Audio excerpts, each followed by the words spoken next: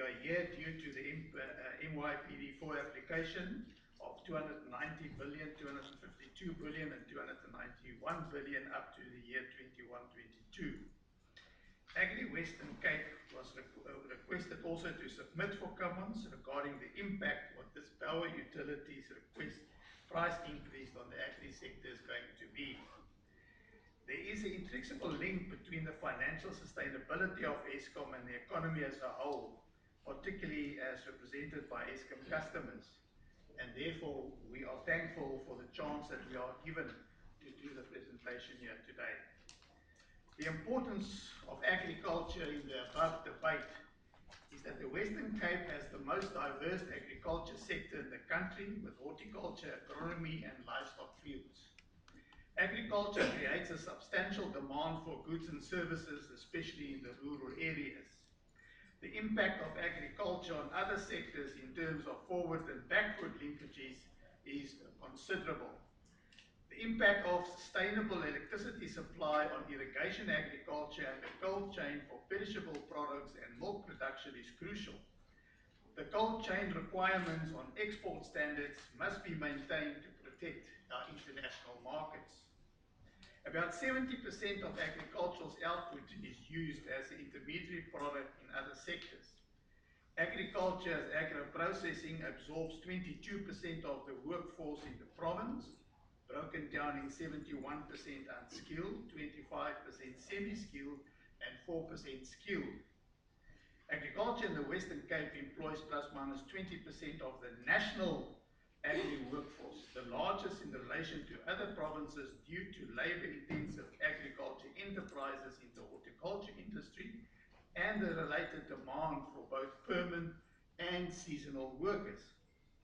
Agriculture and agro-processing in the Western Cape are responsible for 45% of all exports, and 25% of South Africa's food supply is produced by irrigation-related and energy-intensive industries. The Western Cape agriculture sector represents 54 billion of gross value addition. What is the impact going to be on food security? We have taken note of what the CEO this morning said of Eskom and what has been put into place. But Eskom has, from early back as the old agri-led days, been a strategic part in agriculture from farm to fork, not only in the production and processing, but also in securing power inputs for security systems for the support of rural safety, a major crisis at the moment that we are having. The proposed revenue application will definitely have a major negative impact on agriculture sustainability, economic survival. Serious consideration should be given to food security that meets the dietary requirements of all South Africans. Agriculture supplies the biofuels for our body. Which other industry in the world, 24 hours a day, 7 days a week, 365 days a year, embraces you 24 hours a day? Food and fiber. All the ladies are beautiful dressed today. How many times did we take coffee, lunch and breaks? Everything that is agriculture.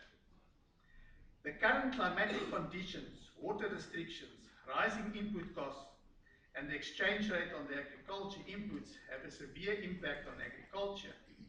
A sharp increase in electricity costs, as suggested, will put agriculture cash flow under pressure, as electricity cost is a major variable cost contributor. Remember, agriculture is a price taker and does not have the luxury of a regulatory clearing account such as Eskom to make good on revenue losses. If we just look at the 7 billion that we spent on electricity at farm level in 2017, and we escalate that with 3 years of 15%, the increase is going to be 52%. If we add the 19% for this year and not the RCAs for the next 2 years, we will get to 57. So if we look at that, we're going to jump from 7 billion to 11 billion, of which at the moment agriculture cannot afford. Effectively, agriculture will be hit by a double increase in electricity cost and increase in line cost. The effect of this will force the industry to research and develop more cost-effective forms of power supply to take the farms off the grid. We are aware of wine cellars that are far advanced in solar power to alleviate the current electricity costs and the negative effect of load shedding. The constant threat of load shedding, especially during agricultural peak production season, will have a devastating effect on irrigation and the cold chain. The agriculture producer carries this loss of reduced income and probably the loss of its export market share. If we look at the governance and viability context, the taxpayer money is wasted in times where the South African economy and SOEs, of which Eskom is one, is facing serious challenges. Irregularities and the lack of corruption governance harm the public's perception and trust. The question that needs to be asked is, why is the Department of Energy, NERSA, the Portfolio Committees of Energy and State Enterprises, Parliament and Cabinet did not intervene to protect South Africa's growth and our well-being from this current disaster? Consumers and business fund the government via taxes, so government funding is obtained from the taxpayer. The government guarantees on the back of the taxpayers' money. Now we must fund Eskom with the increased tariff, which is not affordable. Eskom implicitly admitted that they are in financial distress. Clearly, the present situation calls for a strategic intervention and reform to survive. Eskom should not be allowed to transfer the cost of their mismanagement to the consumer. Agriculture is a price taker industry with no government support. Constant increases above CPI as suggested will weaken agriculture's profitability further. High electricity tariffs will force the agriculture industry to look at alternatives. Eskom customer losses will result in higher unit costs for the few that will have to pay it. Over time, Eskom has managed itself into a death spiral where its price structure reduces demand and even higher price increases are required to support revenue needs. This is a no-win situation. What is our recommendations? NERSA, government and Parliament should give serious consideration to life after the current Eskom. The current situation is not sustainable. Things never change by fighting the existing reality. To change something, build a new model that makes the existing model obsolete. Serious consideration must be given to sell off portions of Eskom to create a public-private partnership. The monopolistic stronghold that Eskom has over the power supply chain must be terminated. Competition has never been bad for any industry. Eskom should be much more lenient to IPPs. Agriculture can then establish electric farms to support the current electricity grid with more economic and favorable unit costs and decrease the risk of Eskom's current unstable supply. Also, agricultural producers are currently being penalized for channeling electricity to the grid, and Eskom should give urgent attention to this. I've also taken note that the first flow of electricity in the Northern Cape has taken place in December. In conclusion, the problem at hand with respect to Eskom and the concomitant NYPD4 application are clearly multidimensional, whilst the solutions are equally not clear. Clearly, without a significant decrease in cost, a significant increase in tariffs, or combination of both options, the debt levels will increase, either leading to further demands on the fiscus or guarantees or direct government support, or further demands for tariff increases will become even more excessive. Cross-subsidization, especially aimed at rural areas, will also likely come under scrutiny, which will certainly impact on the agriculture sector as well. With an election on hand, government may opt for an option which on face value will appear to benefit the consumer, i.e. to once again opt for a physical contribution of some kind. Government debt at current relative high levels is likely to increase further with a further negative impact on credit ratings over the wide front. Further demand for taxes to increase and ultimately upward pressure on the interest rates.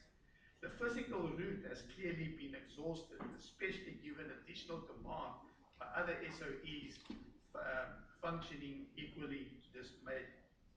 The situation at present is one where Eskom requires a 15% tariff increase over the next 3 years, while a further RCA recovery of almost 33 billion is apparently justified, required given NERSA's rules on this regard. The outcome of these realities is that on municipal level, tariff increases of up to 20% is possible. The latter will in many cases be unaffordable. Given that the situation appears to be almost insurmountable, solutions must be sought on all forms, increasing efficiency, reducing operational costs, reduction in the personal corps, re-evaluation of existing contracts, and likely also to the level and need of current cross-subsidies and special pricing arrangements should be considered. Coal contracts should also be re-evaluated in view of pricing arrangements, and although not preferred with tongue in the cheek, export taxes on coal could also be considered to help fund the Eskom's burden. Be it as it may, it does not seem as if consumers will have to, be it as it may, it does seem as if consumers will have to make some kind of additional direct contributions to tariff increases, because the unintended consequences of delaying the process may in future prove to be even more severe. We do not support the 15%. We can look at the CPI, but like they say, we are born free, but don't tax us to death. Thank you. Thank you very much, Mr. Oberman. There are some few questions of clarity from the members of the panel. I'll start with Mr. Mkhize. Thank you very much, I would just like just one thing.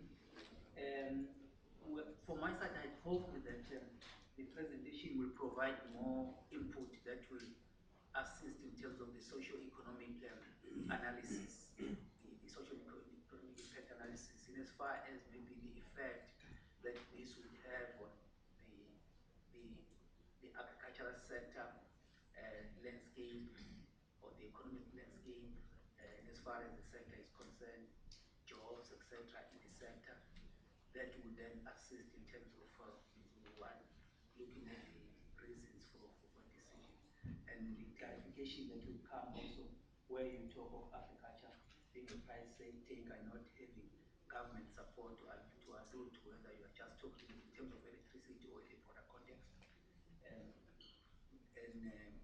In terms of the recommendations also, I note, for example, bullet 5, if you can be more explanatory there, that would assist as to the kind of intervention that you are looking at.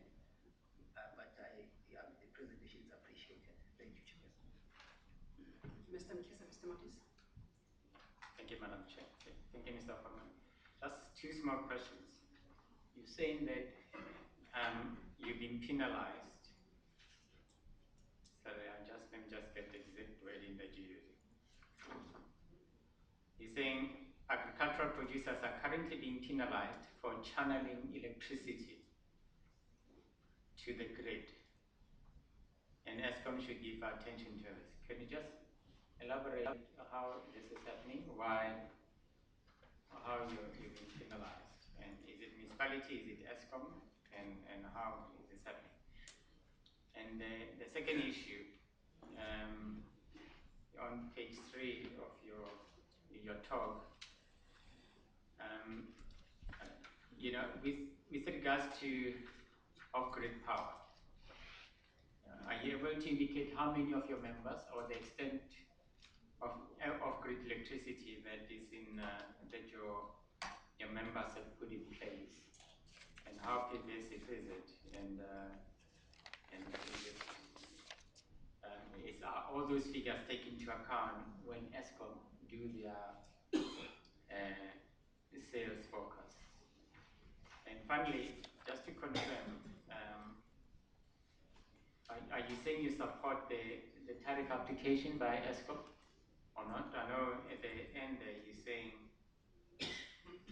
you know, it's sense that you're going to have to make some sort of direct contribution. What contribution do you think AgriSA would be comfortable with? Okay. Thank you, Mr. Modise. Mr. Swanton. Thank you. Thank you very much, Mr. Opperman. I think probably my question is related to what Mr. Modise has already asked, but in your recommendations, you're saying that Eskom must be lenient to IPPs. It's not clear to me what you mean exactly by that. If you consider both applications in terms of the costs related to the power that comes from IPPs, how do you link that to Eskom being lenient? If you can just clarify that issue for me. Thank you, Chair. Thank you very much. Mr. Opperman. Thank you. On the social economic analysis on the job losses, is that when you look at electricity on the one, you've got to look at the combination of agriculture production. With the effect that we've had with the drought and the effect that we're having when there is a massive load shedding that's happening, it's got an effect on the perishable products that we are producing. And that once again gives us a loss in the production channel.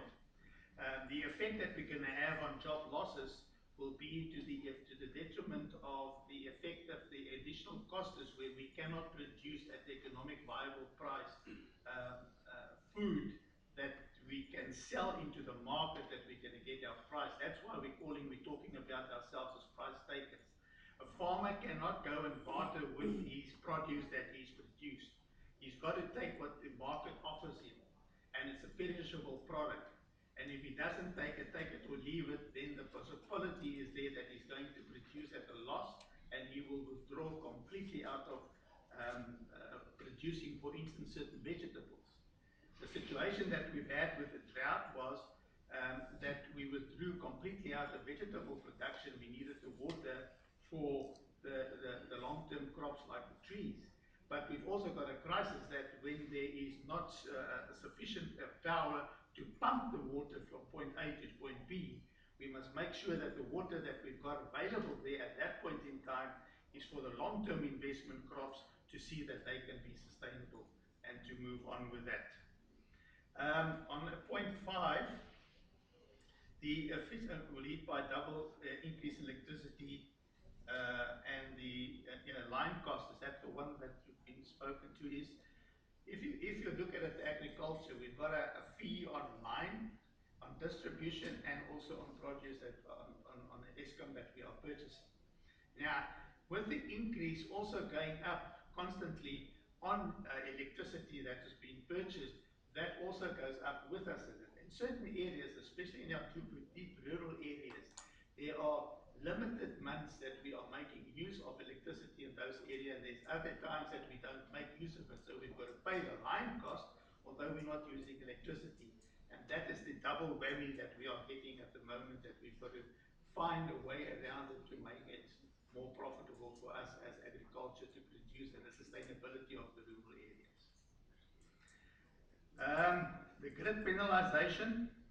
As you are aware, that AgriSA has got a team that's been working, I think, for the last 5-6 years already, where the green renewable energy is part and parcel of the discussions, and the problems that we had to get contracts and to go into full production that we can supply and sell to Eskom and the BOSA and to get the credits. And if we cannot get that on the route at the moment, that is where we are sitting. And we need to have a dual partnership with Eskom. How are we going to handle this? And we can take it further. If we look on the renewable energy and we look at all the wind and the solar farms that we can put in, especially in the deep rural areas where it's not a problem for wind generation, that is something for that area that can create an economic activity in the rural area, which will sustain the rural area and sustain the local people that is also working in those areas. And that is what we're asking. Let's reach hands out to one another and see how we can make this thing work. And this is one of the new ideas and the new ways that we're going to do. That's why we're asking, have we ever thought life after Eskom? If we look on the fourth generation that's coming through at the moment, where are we in our electricity cycle in this whole process? Electricity in agriculture is a golden thread that goes right through everything. How many members? That is difficult at the moment to say. I can say to you that I'm part of a task team that is also looking, especially in the wine industry, on the wine cellar side, and there is some of our farms already that is very near the situation where they're going to be completely off the grid and they can look after themselves for electricity. Support the tariff applications. I'm coming back to where I said the penalization. We need support, and then Eskom also needs the support on both of us to get to a win-win on that. This is a solution for what after Eskom and how Eskom can most probably be part of this whole situation and how we can manage. I hope I've answered all the questions. There's just a follow-up question, quickly. Clarity. Yeah. So what I'm misunderstanding is whether, when you're saying you've been penalized, are you saying you're not able to reach agreement with Eskom? Is Eskom not, talking to you? Is it a tariff issue? Is it a net metering problem? So are your members physically selling power onto the grid or not? There is members at the moment that I believe that can supply. There is a member now that has supplied where the first credits came through, but it was a very long process, 5, 6, 7 years to get through it, to get to that point. But if we can get the assistance, we can actually go in and open up in agriculture a total new unit in agriculture, like you've got livestock farming, you can have electricity farming also. Right, thank you very much, Mr. Opperman, for your time and for the presentation and the input. Perhaps the input that Jy moet net seker maak jy verwys nie na my of jy gebruik my naam of storieetjie wat jy vertel. Dit was so offline gesprek. Especially the Western Cape. The summary that we have here doesn't really deal with the figures. I think we can help you. Okay, if you could provide that information in the next 7 days. Thank you very much. Thank you, ma'am. The next presenter is, we still don't have Olelwakat. Okay, all right. She missed the opportunity. I don't think she missed the train and she won't be able to present that. We're going to take a presentation from Sandra Dixon, GSA.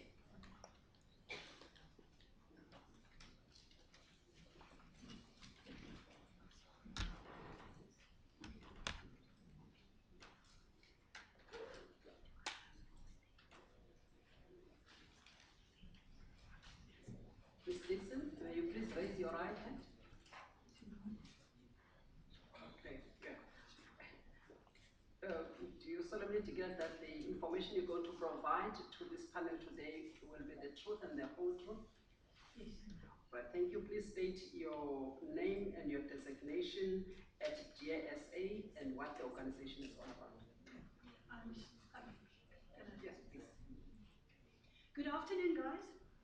I've got a slightly different presentation because I think by now we all know what the problem with Eskom is. I think everybody knows, so let me start with my thing.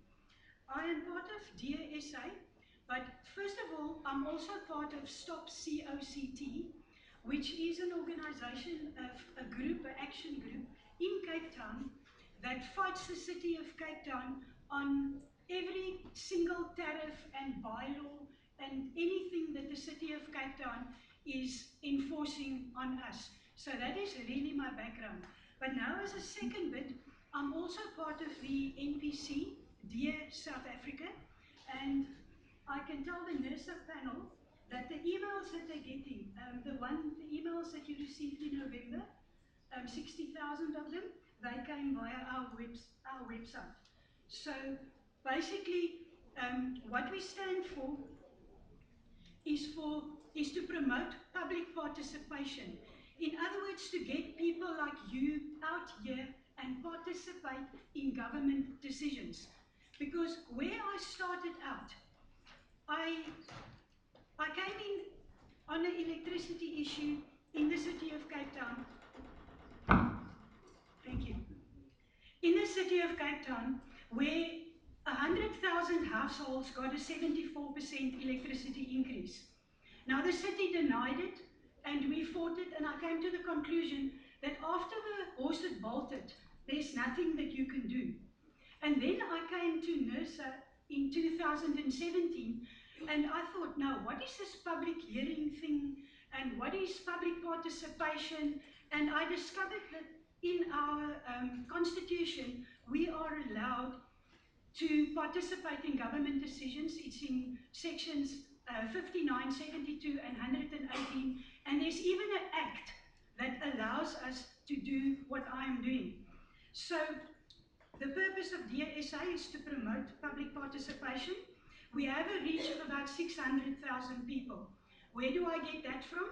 So far as public participation calls for written comment from the city of Cape Town and wider throughout South Africa, we have sent 600,000 emails to government. And our focus is, of course, all spheres of government, because it's not just me here in Cape Town. Okay, the campaigns that we ran, the one that I would like to highlight is the land expropriation. We sent the government 230,000 emails regarding the land expropriation. Then we also ran one, and this is where I want to actually ask NERSA something, the registration of small-scale energy generators. Now, they put that forward, and it was retracted a month or so later, and there's a PPP out at the moment for greater than 1 gigawatt.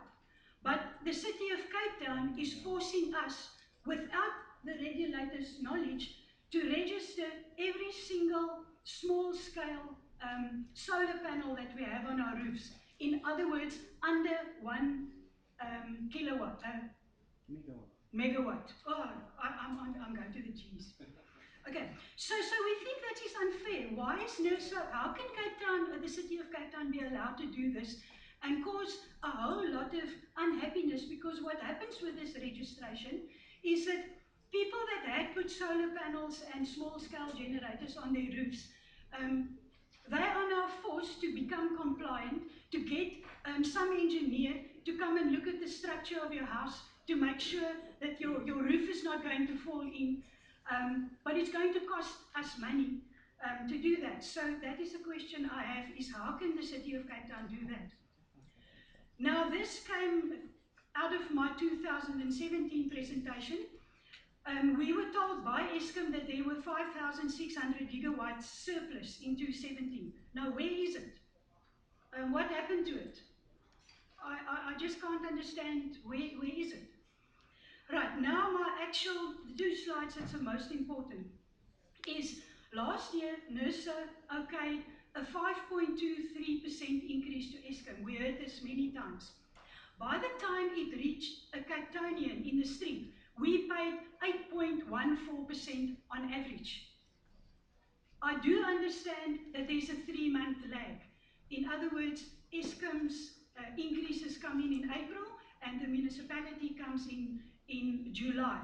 Right, so that does 1.7%, but they just saw me add another 1.whatever% to this. And the reason that I got after I wrote to the CFO is that they are charging us because they expect to sell 2% less electricity. Is that fair? I mean, and it came out this morning where people said, if you now sell less, do you just make your thing more expensive to keep your revenue at the same levels? Plus, a levy of 150 Rand was added to many of our bills. So the overall 5.23% increase eventually turned out to be 18%. Now, this is a rather complicated graph, and I will go quickly over it. But the thing that you look at the bottom, I have the units that you buy. And this red line, the one that comes from the top to the bottom, is the actual percentage increase, which is on the right-hand.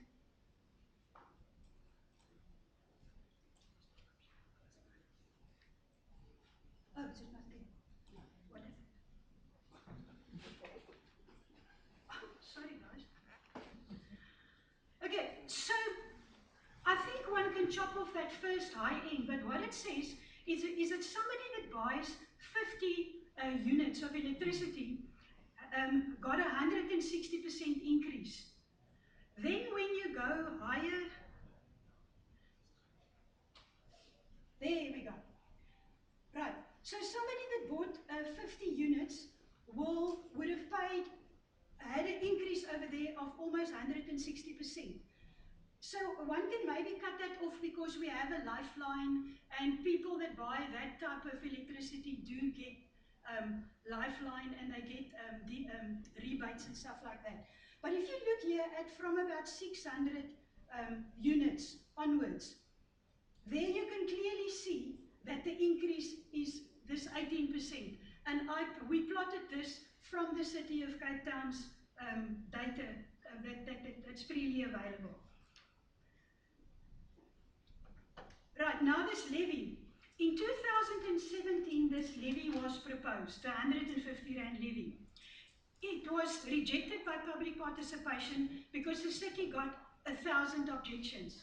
So the mayor in her speech then delayed the levy. July 2018, the levy just appeared again. I saw the document that was sent to NERSA. NERSA okayed it. So my question is, and I'm sorry to ask you guys so many questions, on what basis did you okay it and allowed a 5.23% increase to become 18%? And the point that I want to make about that is that the man in the street is sick and tired of these high bills. Now the 14,000 people in my action group sends us bills regularly, and we try and help the people with the complicated electricity bills that they have. And we see all these increases. We see people that go and buy 100 rands worth of electricity. And according to the rates, they should get about 50 units of electricity. After these increases, it dropped to about 42 units for electricity.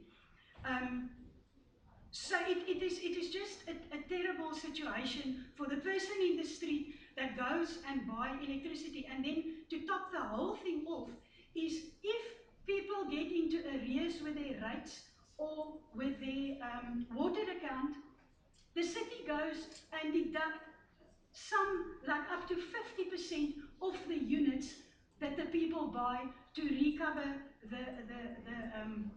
the money that they don't have. So this person that used to get 50 units, we get people that get 20 units for 100 rands.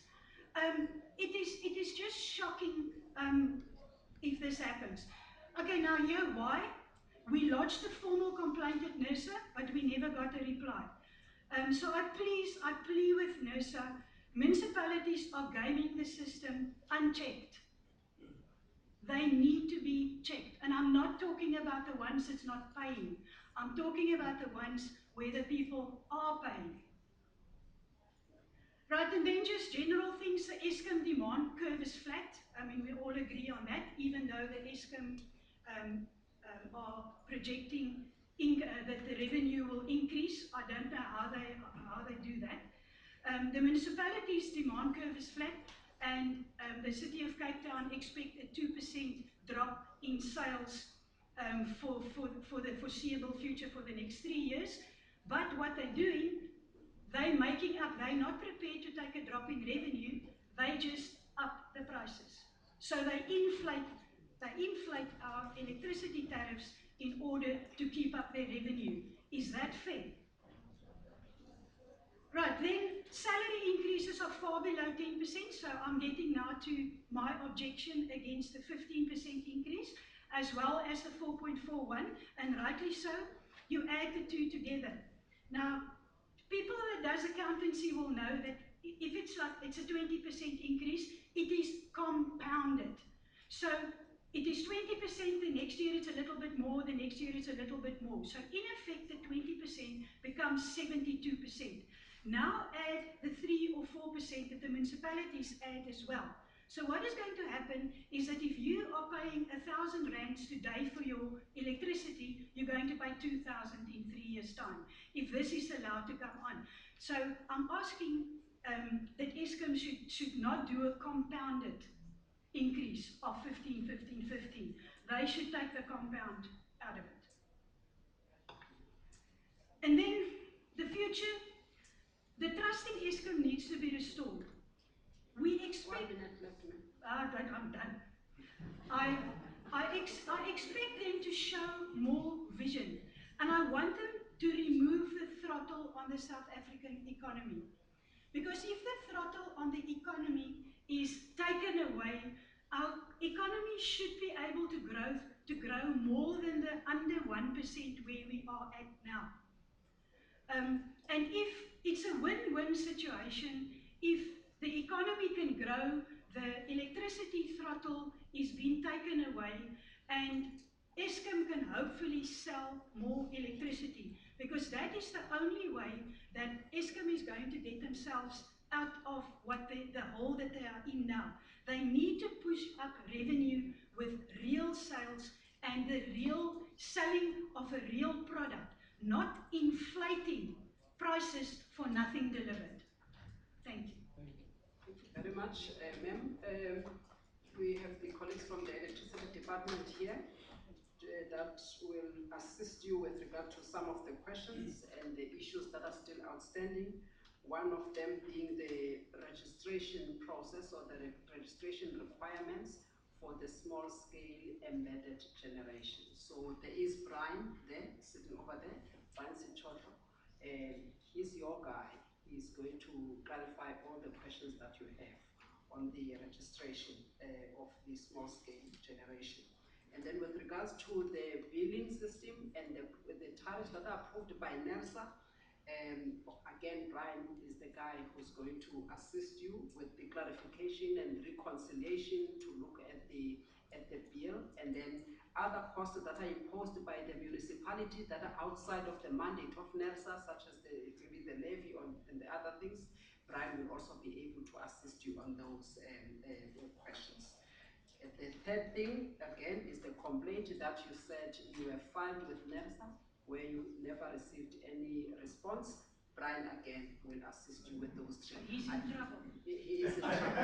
So, having said that, I do not think that there are any further questions. Thank you very much for your presentation, and all those issues will be clarified by the team.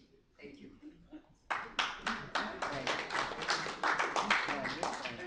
The next presenter is Dr. Gardner.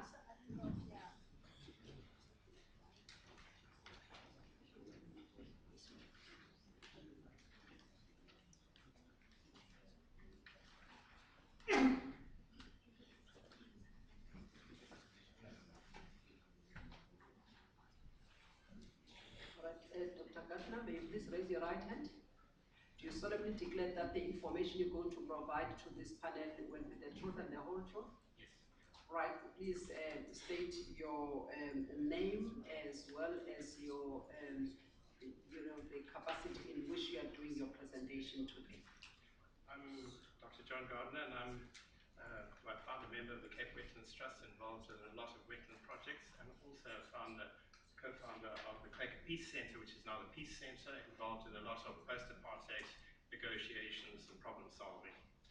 And maybe just as a little distraction from there, and also to use a poetic license, we in the charity found ourselves over-indebted to staff, too much staff, too little income, and we had to cut the cloth, and we had to pay our staff to get them off the books.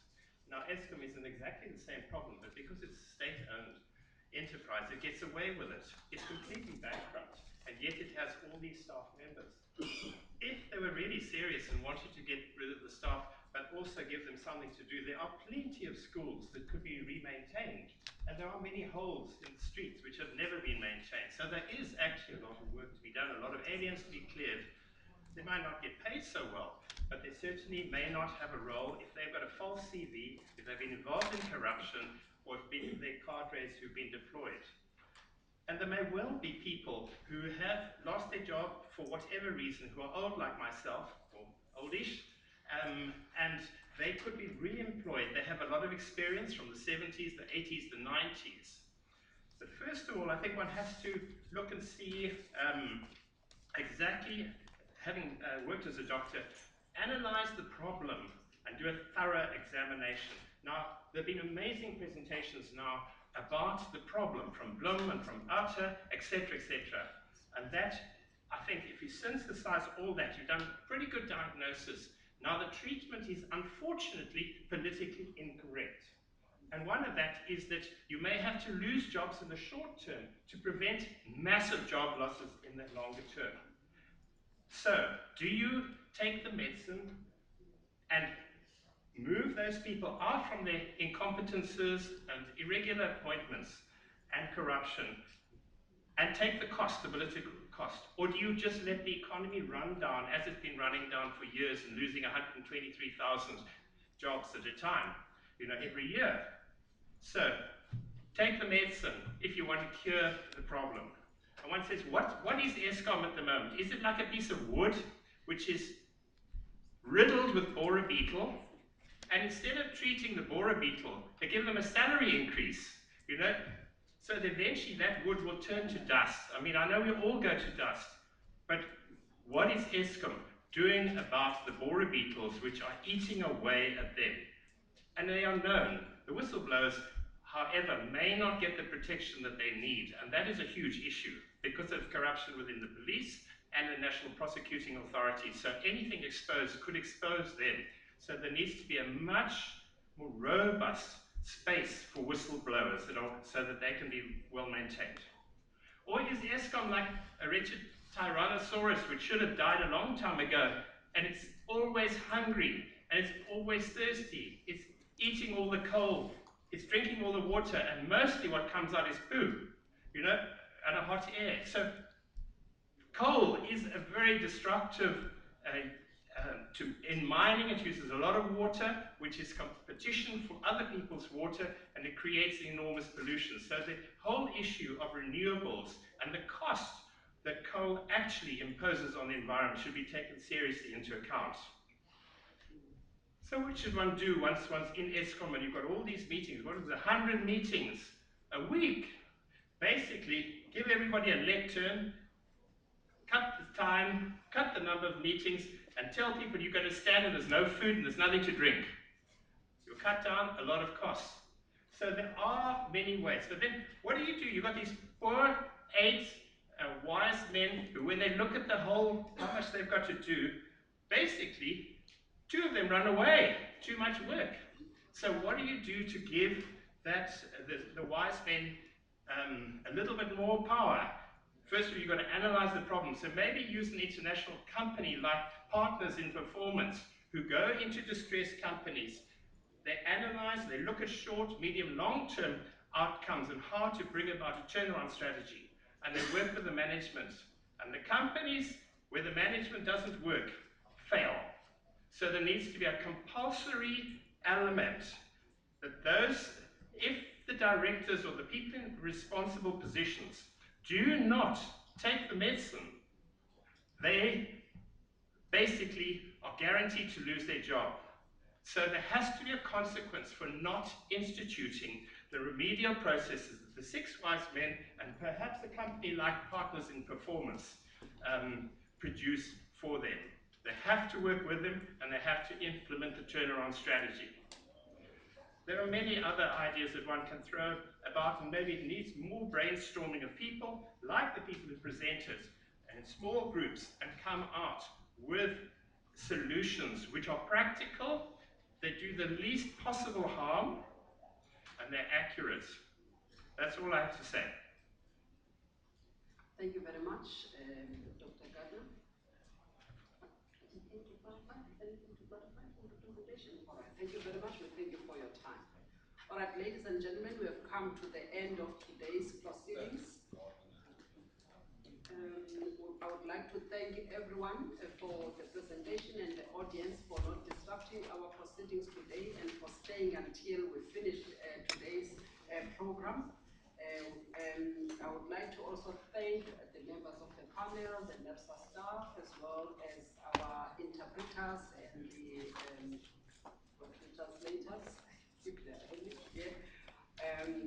very much, and I hope that you have a good evening, and you will be here again tomorrow to support us and to also hear Eskom's responses to some of the questions that were put forward by members of the panel, but also by some of the presenters today.